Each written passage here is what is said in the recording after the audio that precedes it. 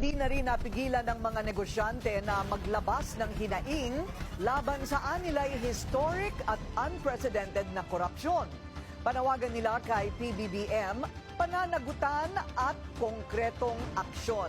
Yan ang agenda report ni BNC Business News Anchor, Mikey Oreta. 17 trilyon piso na ang utang ng bansa at patuloy pa itong tumataas. At sa isang pambihirang pagkakataon, iisa ang tanong ng mga negosyante at mga ordinaryong Pilipino. Saan nga ba talaga napupunta ang pera? Nagtipon ang pinakamalaking business group sa bansa bilang isang matibay na pahayag ng pagkakaisa. Ang Philippine Chamber of Commerce and Industry, Management Association of the Philippines, Makati Business Club at iba pang grupo ng mga negosyante at mga civic group. Nagkaisa upang manawagan ng pananagutan at konkretong aksyon mula kay Pangulong Ferdinand Marcos Jr.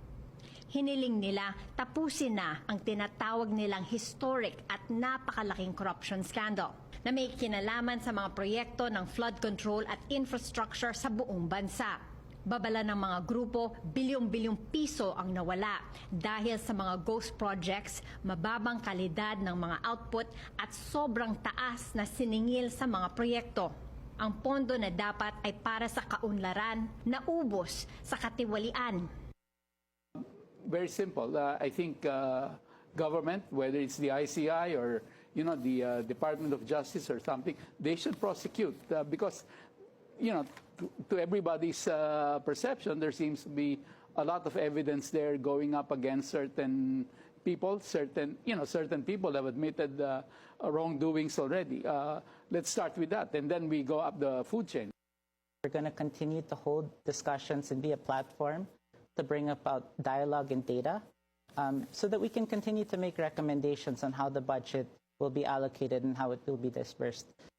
We've got to force the government to see this through, these investigations. A head's got to roll. Nananawagan ang mga business group sa Malacanang na bigyan ng buong kapangyarihan mag-imbestiga ang Independent Commission on Infrastructure or ICI. Kasama sa mga lumagda ang mga pinakamalaking exporters, manufacturers, bankers, women's business councils at technology associations. Kumakatawan sa libo-libong kumpanya, milyon-milyong manggagawa at bilyong-bilyong pisong buwis na ibinabayad sa gobyerno.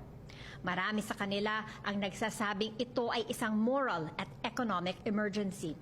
Mula boardroom hanggang business conferences, iisa lang ang sinasabi ng mga Pilipino.